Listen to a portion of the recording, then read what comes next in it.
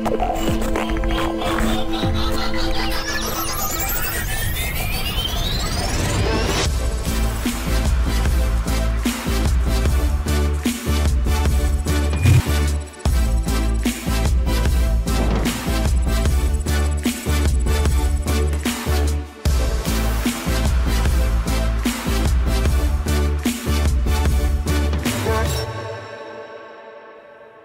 everyone.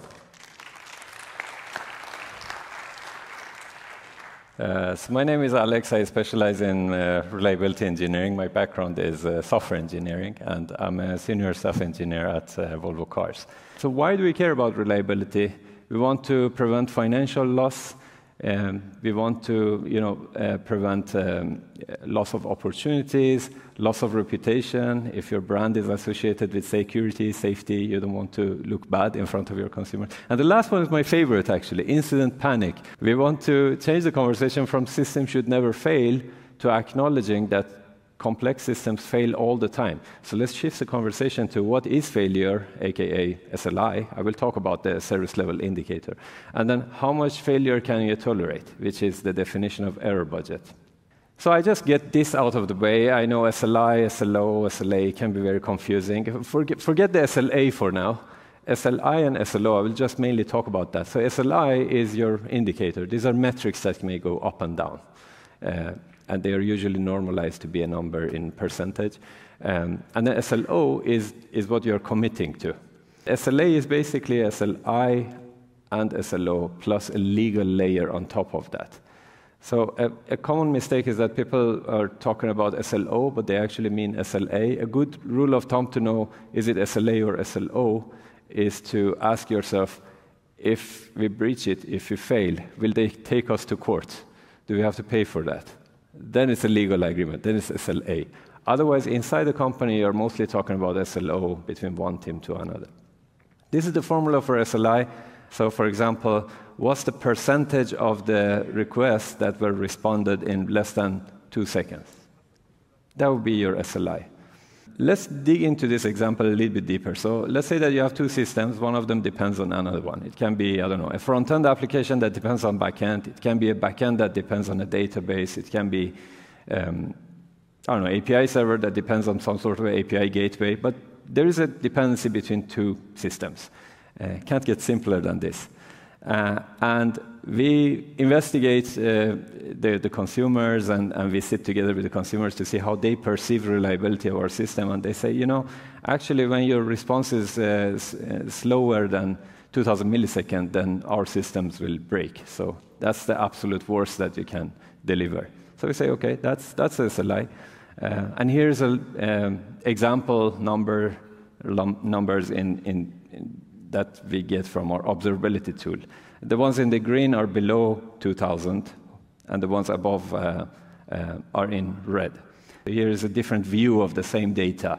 You see the ones that are above the 2,000, they're sticking out.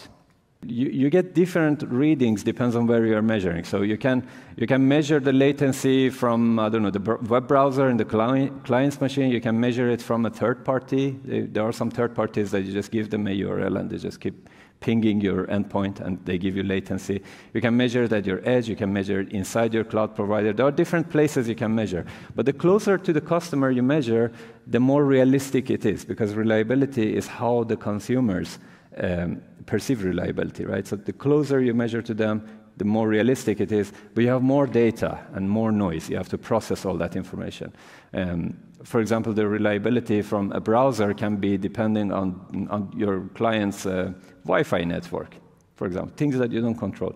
The more toward what you own, your cloud provider, for example, if you're building on cloud, the more closer to your systems you measure, easier it is to measure. You can provision your tooling, your observability tooling, but it's less realistic because it might be that from the perspective of your cloud provider, you have very good latency, but something in between is actually making it slow. And that is what matters because the clients perceive your reliability from their perspective. So to calculate the SLI of this system, we just look at all the data points and then we count the ones that are above that threshold, the 2,000 threshold. So here's some random numbers that I've pulled here just to get a SLS or service level status. So let's say that out of 1,300,000 requests that we got in the last 30 days, 992,300 were responded in less than 2 seconds. So that gives us 99.2%. Is it good? Is it bad? What do you think? It depends. That's the right answer. Because it depends. Was your SLO is your objective. That is what you have promised. Was it 99.5? Then it's not good. Was it 99? Yeah, then you're above that. So it really depends on that promise. And later in the slides, I will talk about the cost of reliability also. So it's not like free. You can just add more nines to that and you get more reliability. So, but let's step back and say, why are we doing this? Well, the main reason is that we want to set handshakes between the teams or between teams and consumers. We want to clearly say how reliability is measured and what is the level that I'm committing to. That's the starting point. So if someone wants more reliability, then they have to put money where their mouth is. So let's say that I'm promising too low reliability. What can they do? First thing they can do is that they can prepare. So for example, if you have an API server that is too slow, they can put a cache between you and them, if it is possible. Maybe they can use other resilience patterns. But the thing is that they wouldn't do that unless you actually say that, hey, I'm not as reliable as you think I am. So we are trying to normalize failure. It's no one's fault. Complex systems fail all the time. So let's shift the conversation to what is failure, how much can you tolerate. So one of the things they can do is to prepare. Another thing they can do is that they can go and talk to their consumer. Maybe they are building something on top of your system and say, well, you know, I'm building on top of something that is not that reliable, so don't expect high reliability from me. And the last thing they can do is that they can take the conversation to your team, talk to your product manager, to your engineers, and say, hey, I want more reliability, and here is some sort of a budget that we talk about so that we can improve reliability. I really love this quote from 2 Google PMs. They say SLO should define the lowest level of reliability you can get away with. So what does it mean? It means under-promise, over-deliver. So if you can get away with 99, that is better than 99.4. If you can get away with 97, that's better. Well, that's the promise you're making. Your real availability can be above that on a given month in August and September, you know, but that's the level that you're promising. If you can get away with that. But what you're doing is that you're kind of shifting the cost of reliability to your customers. So they are the ones who have to implement the cache and failover and other resilience patterns in their architecture so that when you go down, they can continue to operate. Is it possible to build something more reliable on top of something that is less reliable? Yes? Yeah, I see someone nodding there. It's entirely possible. The entire field of cloud computing is an example. You know, those CPUs and RAMs and hard disks, they're failing all the time. So how come that you get more reliability on top of them? The answer is redundancy. So of course, they throw money at the problem and they can solve that. And of course, you have to architecture your application in a way that it can run. But yes, it is possible, but it has a cost. Error budget is the complement of SLO. So if your SLO is 99%, your error budget is 1%. And that error budget is important because your team is allowed to fail within that tolerance and is totally fine. Here's an image that I really want the attention of the engineers in the room. So where you measure, I mentioned that it matters, but what to measure also is very important. You set the service levels at the boundaries of what you have in your team. Like, for example, your API server. But inside, you may have a microservice architecture, you may have a monolith, you may have database, you may have serverless. What goes on inside the team, it's no one's business.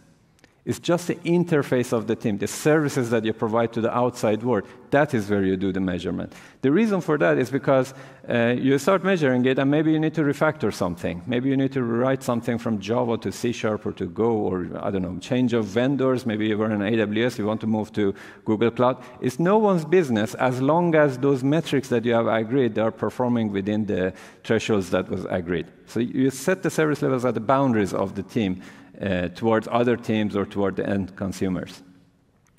So the topic of my talk is how to roll it out across a larger organization. Like I mentioned, I'm responsible for 110 teams. So how did we approach this? We do an intro for the teams. Basically, to build a common language how to speak about reliability. You know, SLI, SLO. I did a mini version of that here because this is a shorter talk and I have other things to talk about. But we elaborate on that for 45, 60 minutes. I've done this talk maybe 40, 50 times for my teams. And then after that, when we have built the language, then we go and do a workshop, one per team. And in every workshop, we bring consumers of the team into the same room. We ask them, hey, how do you see the reliability of this team? What metrics should we measure? Sometimes they say availability, you know, uptime, sometimes latency, sometimes it's data consistency. Sometimes it's a metric that doesn't exist. We have to actually code for that. But the idea is that we should measure what the consumer, how the consumer perceives reliability, not some vanity metric like CPU usage or RAM usage. Those are easy to measure. You get them out of the box, but that's not exactly how reliability is perceived. Your CPU usage may be 200%. No one cares. Your consumer, as long as they are getting what the service that they are expecting, doesn't matter. So finding the right metric is key in that workshop, and we spent 2 hours on that, and I have met so many of my teams. So out of 110, we have covered about 70 of them after a year. And then the rest of that is actually pretty straightforward. How to convert a metric into SLI and SLO. It may sound hard if you don't know it and you think it's too complicated, but it's actually very easy. I have written a little browser app called Service Level Calculator, where you can just go in and punch in some numbers. It has sliders, it has diagrams that update in real time. So that part is pretty formal. We also have defined a four-step adoption for our teams. So step one teams are the ones that have gone to the intro and workshop. Up until then, no expectation. They've just gone to meetings, basically. So they have no output. Those are the step one teams. Step two teams are the ones that have written their contract. They have written, okay, here's what I'm measuring, here's what I'm committing to. So, for example, latency, and it says 99% of the response in the past 30 days should always be responded in less than 2 seconds, for example. They have a written contract with their consumer, so the consumer can be prepared for when they breach the SLO. And step three teams are the ones who not only have a contract, but they're also measuring it in real time. They have dashboards. You may be familiar with the status pages of some of the third-party vendors, right? So it's equivalent of that, but it's a little bit more informed. It's like, okay, here is what I'm measuring, and here's how I'm performing. So a little bit better. And the most mature in this step model that we have are the ones that not only they have a SLO, and they are measuring in real time, but they also have set it to alerting on call. Because when the metric is tied to some sort of responsibility, then good things will happen. If you breach your SLO and it's going to page you or trigger the on-call, then people take it more seriously. But without that layer of responsibility, it's just a nice dashboard that gathers dust. You know, no one cares.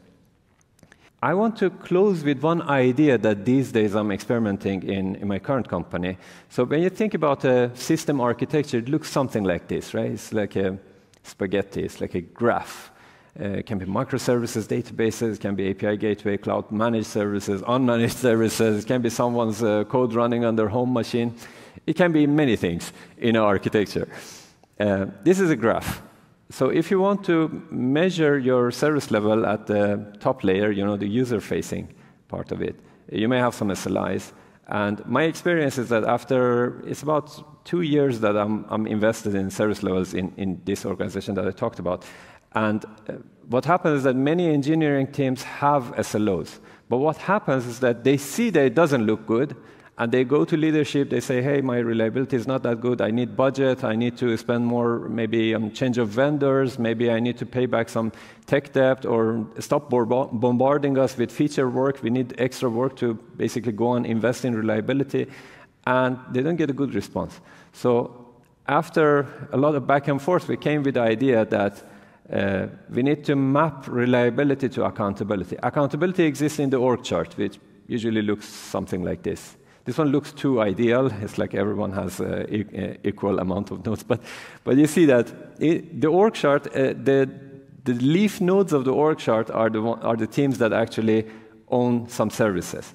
So how can we make service reliability a leadership problem? I have my master's degree in systems engineering. I know there are formulas that you can use to do that. But those formulas are fragile and are hard to reason about. You really need to know how, for example, SLO at the CEO level comes to be and reason about the details that contribute to that. Turns out there is an easier way. Set service levels per leadership layer. This is the idea that I'm experimenting these days. I approach it as a hypothesis. We are building a little UI that I will show in the next slide. The idea is that at any given day, you should be able to go to the dashboard. On the left side, you have your org chart. On the right side, you have those metrics. You should be able to get a glimpse of how the service level status, or SLS, service level status is for every team, each part of the organization. How many incidents do they have? What are the priorities of incidents? I got the idea to add even cost information there. So you can get very good visibility. So to recap, service levels set expectations. SLI measures reliability from consumers' perspective. This is one of the biggest pitfalls of the people who have tried service levels, is to measure some vanity metrics that is not tied to consumers' perception. And you need to adopt SLOs in steps. So step one is to just sit with the consumer to see how they perceive reliability. And next step is to measure it in some dashboard, and last step is alerting. So it takes time. An error budget balance innovation versus risk, because I mentioned that the number one enemy of reliability is change. And you need to be able to change the system to add new features, fix bugs. It needs to move. Error budget allows that in a controlled way. So it's about risk control. So if you have burned your error budget, don't touch it if it is not broken. And the last one is that reliability should map to accountability. I've talked more about this in this book. This book doesn't exist in this physical form. It's an online book, basically. You can find it from that link. And many of these chapters are independently readable blog posts, basically. So as I'm rolling it out in my organization, I learned different things from different teams, and I publish those ideas there. It's mostly free, so you can just check it out. I didn't get enough time to actually dig into all of it.